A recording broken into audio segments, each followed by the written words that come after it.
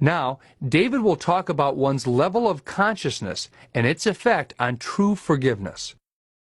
You're dealing with the degree of the person's sincerity and their degree of spiritual sophistication and the evolution of their own consciousness.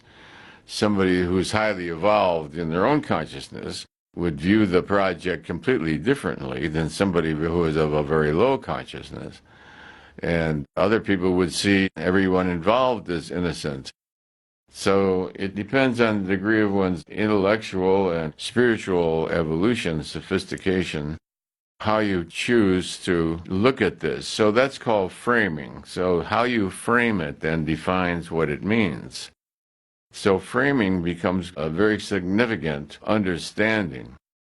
Within the frame of what ought to be or should be, it looks wrong because you framed that to be wrong.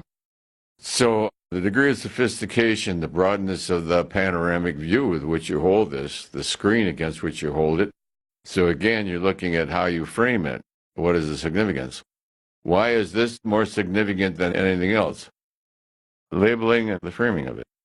So you define in your life, and then you see certain phenomena are inimicable to human life. All of human life at a certain time brings about certain experiences. They're almost universal.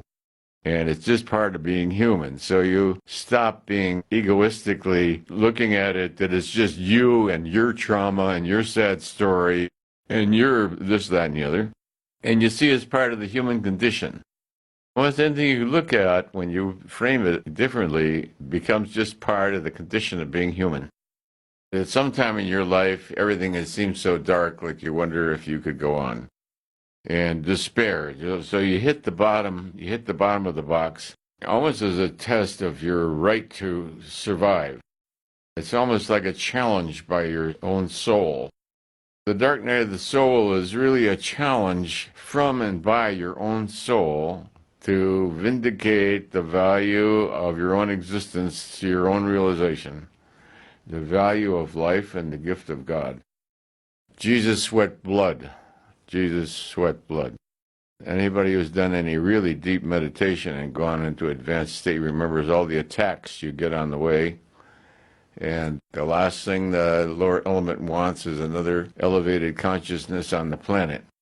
So it does everything it can to dissuade you. And when you realize that the greatest beings who have ever lived have gone through the dark night of the soul, that allows you to accept, yes, that's the evolution of my own spirit. It's the evolution of my own soul. Am I willing to experience this out for God and for the spiritual value? And then you say yes, and you go through it. And you do survive it. Is it hell? Yes, it is hell. Anguish, despair. It's almost like a part of the human curriculum. That if you're going to go any place in this lifetime, you're going to be tested. And of course, the forces of darkness purposely do test you. They purposely do see what you're up to and challenge you in every way they can to see if they can scare you out. And the temptation also comes up to forego your spiritual goal and side rail you. This happens to the clergy a lot. Hits the news all the time. Challenged, and they either transcend the challenge or they succumb to the challenge. To conclude this session on healing and total wellness, David shares an amazing insight he had in treating one of his patients. They treated 25,000 patients, and a goodly percentage of them were hopeless. In fact, I specialized in the hopeless and the despair. And one thing people they forget about is that some people have good karma. There's good karma in people that has been undiscovered. One time they brought a patient to me who was crazy indeed, very psychotic. The family had a lot of money. They take him to see every famous psychiatrist in the country.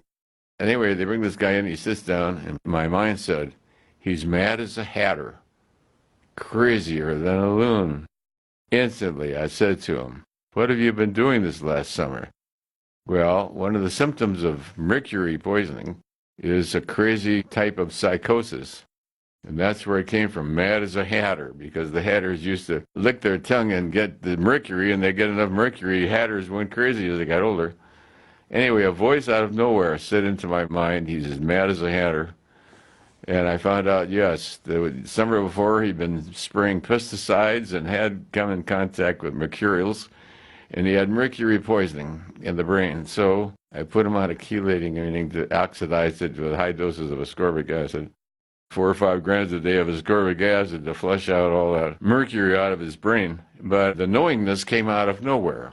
It was not a linear progression of logic at all. So where did that knowingness come from? I think the intention. His intention was to get better, and my intention for him was, by God, I was going to get him better no matter what, or I was going to do all I could in his behalf.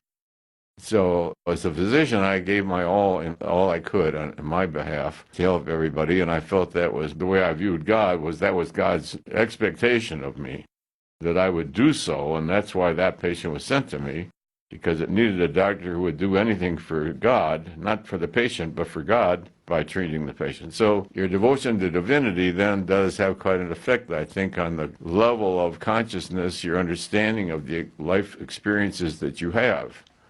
I think God will see to it this person goes here and not then there, depending on their karma. So the whole thing works out with a certain confluence. There's an inner knowingness, and of course praying intensifies it.